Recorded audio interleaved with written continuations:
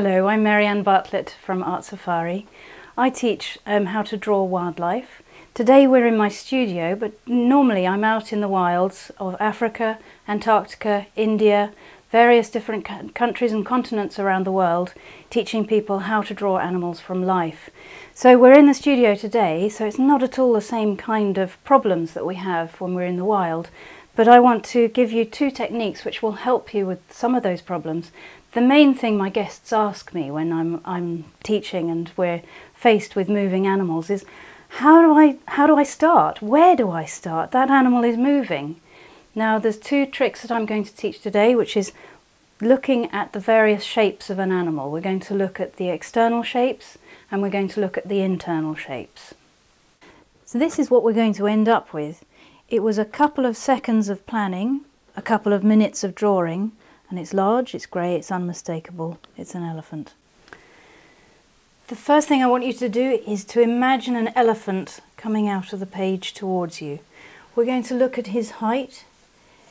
He's a tall one, he's up as big as this, and then just imagine he's walking towards you. Look at the shape that he's making on the page. He's almost a big hexagon. That extended hexagon shape or coffin shape that we've got here, very typical of an elephant coming towards you. So within a few seconds you've got the elephant on the page. Then you could continue with the next elephant or the next elephant. But here you've got the shape within a few seconds, and then you come in and you bring the rest of the detail in. Those lovely lines of the forehead coming down above the eye to where the tusk is, down the trunk, and the same on the other side. That lovely dome of the head,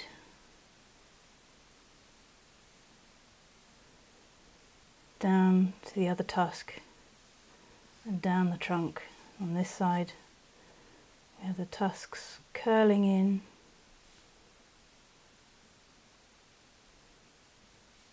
and you can see that elephant is already appearing on the page. A little bit lopsided mine, but it doesn't matter. And his legs, I'm going to just extend it a little bit further down.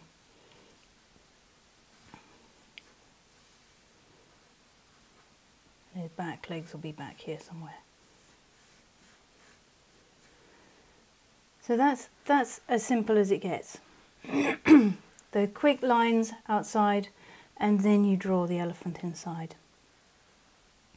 There we've just looked at how to observe an animal using the external shapes, looking at the shape that the animal can fit into, the overall shape. Now we're going to have another look, but we're going to observe it differently. We're going to use the internal shapes. Again, I'd like you to think of an elephant coming towards you, so facing us. But this time you're looking for the internal shapes. You're looking at the head. What kind of a shape is that? Or are you looking at the total shape of the head and the ears? Is it a circle? Is it an oval? Is it a hexagon? Then that shape of the legs coming down, what shape is that? Now I'm seeing, again, the height of the elephant is about here. Then I'm seeing that hexagon shape on the top. And I'm seeing kind of a vase or a cone shape coming here to form where the legs and the trunk is going to be. Another tube is going to come off here, and then a series of wiggly lines here to form the rest of the elephant. So again, within a few lines you've got the main shape. The main shape of this elephant was formed by that hexagon at the top and that nice vase or glass shape, a pint glass shape here, forming the legs. So that's our main shape of the elephant, and then again you're going to locate where the eyes are, making sure they're more or less level, locating the tusks, bringing them round and up.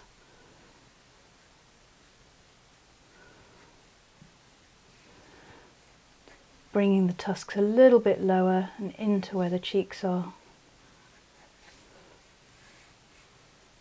And finding out where that trunk is. It's probably pointing just slightly to the side there. And there we have our elephant coming out of the page already. The next thing to do is to put some tone on these elephants so that you can see how the different shapes appear out of the page. So imagine we've got a line of different elephants, a line of just basic shapes. You may not have even done any of the internal work at all. You've got the basic shapes coming across the page of several different elephants, and now they've moved off and you can work on the tonal work. So we're going to just work out where the darker areas of the page of the elephant are. So behind here on these legs, this is going to be a little bit darker, and on the face, all down one side of the trunk is going to be quite a lot darker than the other. It's all looking very vague at the moment, but you're not to worry about that because it will just begin to appear as you work on it. And you get your really dark tones, and you can even have some more definition on the trunk here.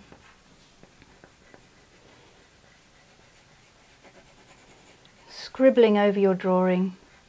What I'm going to do after this, I'm going to put a bit of a wash over it. Remember, around the tusks you've got to make the white of the tusks stand out. So we're just going to go around those a little bit darker. Scribbling away.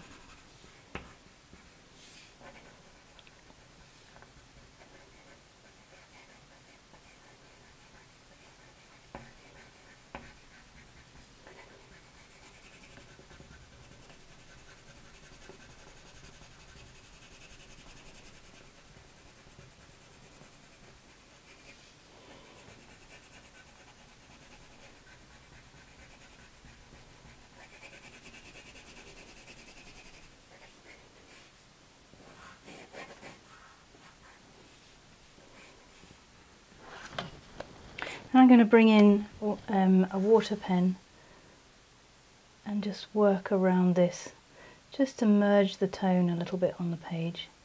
It's all very rough, but as you can see, it just brings that elephant to life. I really love the skin of an elephant, and how you have that lovely rough, crackly, creased skin, and it's quite nice to leave some of that showing on your drawing with the pencil marks, or indeed with dry work on your brush. But the nice thing is to get a little bit of the sense of volume happening.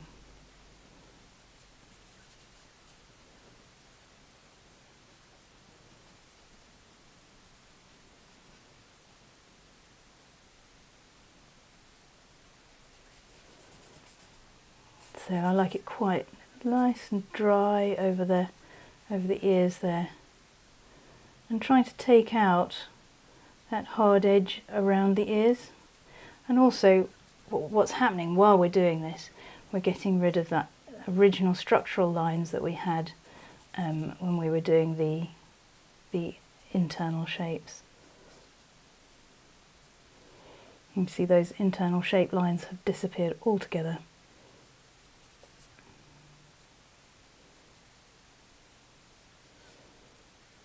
Tiny bit of a shadow on the tusks, not much.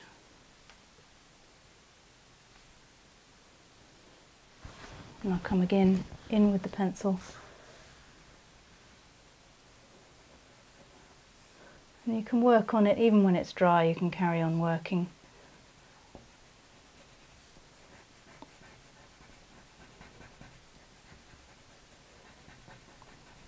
Getting a little bit more life.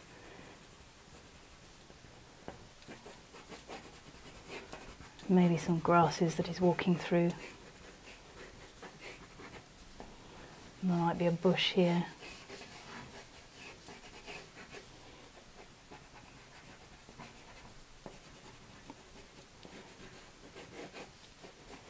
And there we have an elephant.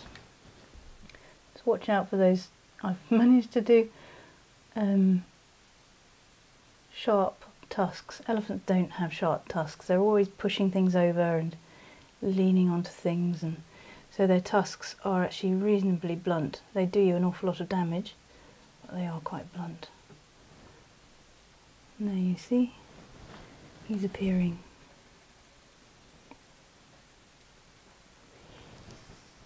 And there we go.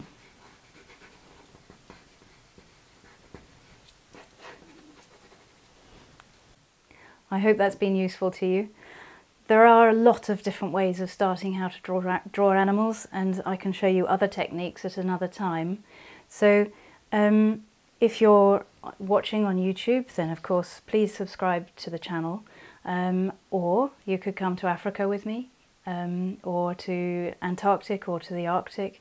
We have lots of safaris running in different places with different tutors. And don't forget, there are so many different ways of starting, and one of those ways will suit you ideally. So keep looking and keep practicing, and go to our website at artsafari.co.uk.